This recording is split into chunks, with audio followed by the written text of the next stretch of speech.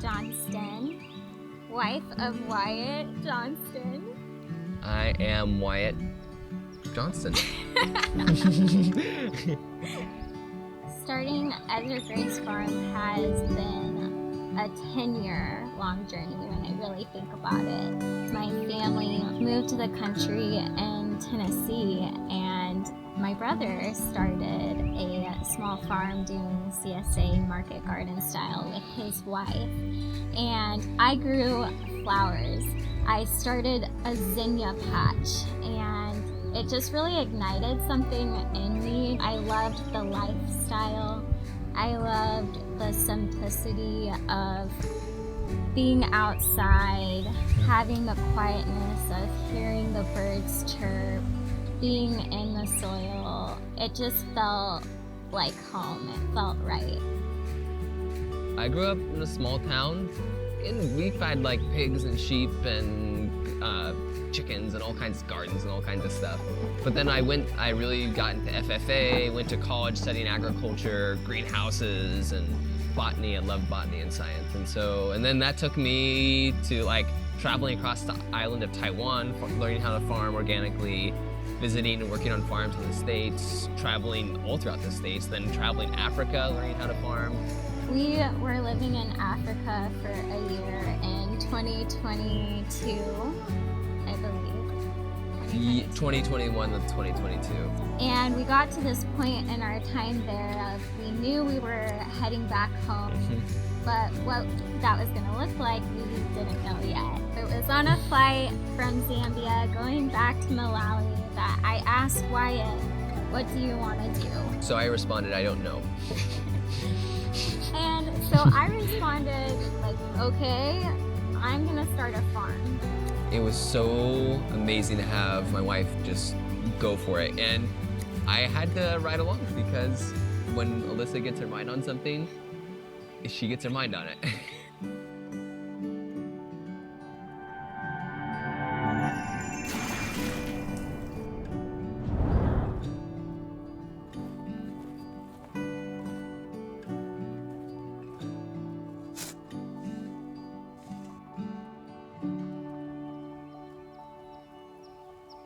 So after that flight, we landed. I think it was within the next day or two that I went online. I purchased my WordPress platform, and I started working with a local guy to help me develop the website. So yeah. I was ready to go all in, laying the foundation, and so we actually started it in Malawi.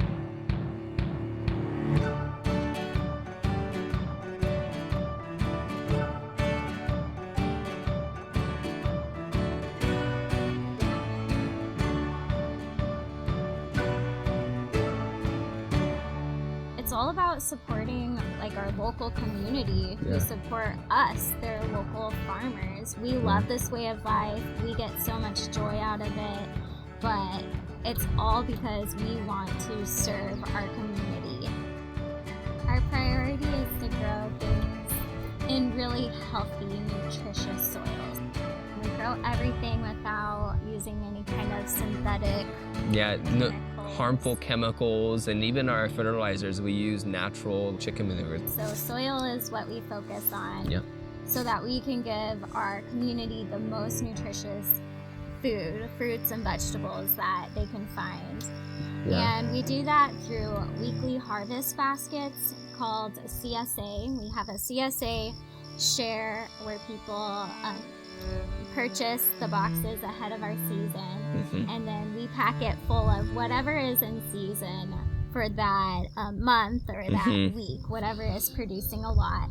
So they get herbs, they get veggies, and all sorts of fun things that come along with recipes and just different ideas on how to use your food. We also do our weekly farm stand on every Sunday. That has been my favorite part of this so far. We've been able to meet so many amazing people, community members who you would normally never really have a reason to cross paths with, but they're stopping because they see our farm stand, they see Wyatt playing his banjo. They see two young people who are super excited about food, and they want to support local farms, and that is everything to us. It's honestly, I go to bed Saturday night just kind of giddy about, I think every time I've said, I wonder who we're going to meet on Sunday. And then on Sunday, I go to bed just talking about all the cool people that we got to meet that day. And it's just been such a fun thing for us. The word Ezer it's a Hebrew word, and most often it's used in like a noun or a verb form to mean like one who rescues or brings salvation, or one who is a help or an ally.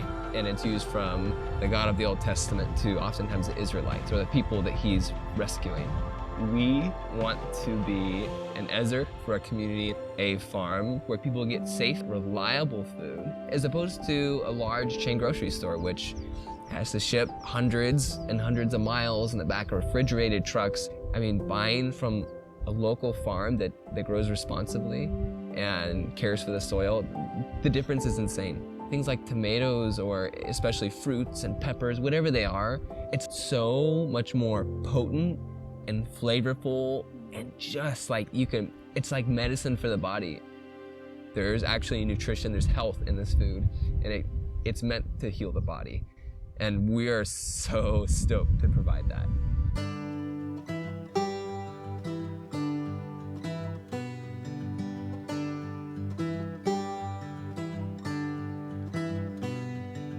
Time finds a way to get us back to the start again. To get us back to the start again. Get us back to the start. Life finds a way to bring us back where it all began. To bring us back where it all began. To bring us back where it all began. Our favorite thing to grow. Oh, your favorite thing to grow? My favorite thing to grow, flowers. I just love them. It's the first thing I check in the morning. It's the last thing I check at night. I love flowers. That's all I have to say. Once a week, we start the day off by taking a farm walk. And we just have our notebook, and we're just kind of evaluating all of our plans, what needs to be done for that week, and that's how we determine the priorities. Just turn on the watering, mapping out what we want to do for the day. You know, the broccoli heads need to be cut off, or this needs to be done, compost needs to be compressed, whatever it's going to be. And just really being up close with the plants and seeing what they are doing, seeing what is eating them, seeing if there's disease or anything like that.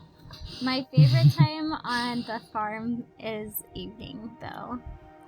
It's been a kind of a tradition. Like every evening we go outside after dinner and the sun is setting, and we just walk through the rows and we just look at the beauty of it. The beauty and the gift that this farm has been for our family. We have a lot of fun working together. I couldn't think of a better lifestyle.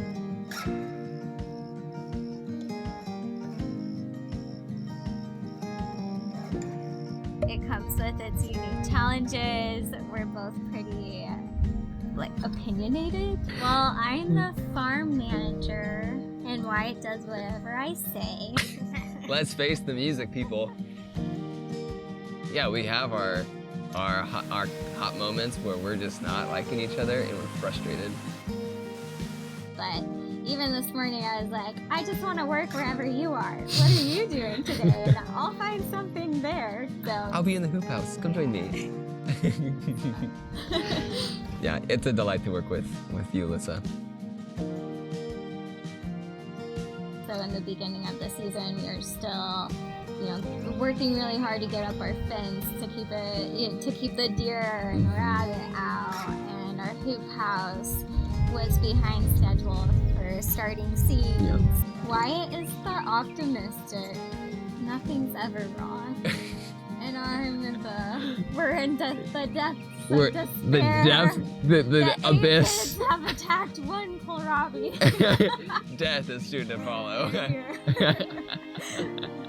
But with everything, you look at the garden and it's alive and well, again, it reminds you that you're gonna get off schedule. Things aren't gonna go as planned. You're actually not in control. Yeah. You just do the best you can, and it's gonna be okay. John, your father-in-law, was here the other day, and he was just pointing out that it was like 2 weeks ago that Our father-in-law. I guess he's mine too. I get my father's father-in-law and stepdads and like stepfather and dads-in-law. I get it so mixed up. So my father-in-law, John, was here the other day, and he was just looking at our cabbages and saying, man, those are beautiful cabbages, guys. And just for him to say that was really meaningful for us, and that was so encouraging, because I thought, oh man, we're so behind. They're not going fast enough, and that's just one example of someone speaking into the farm and really building us. We plant the seed, but it's God who is growing it, and He is our Ezer, and our rescuer in our time of need. My dream for Ezer Grace would be to just see it begin to build up, where everything around our property is alive. We just want to see more people connected to our farm. We want to be more connected to our community. This is such a fun time to be in the beginning stages of the farm, and the customers we meet, and the stuff we're learning to grow. And I'm so excited for what this is going to become. I really am.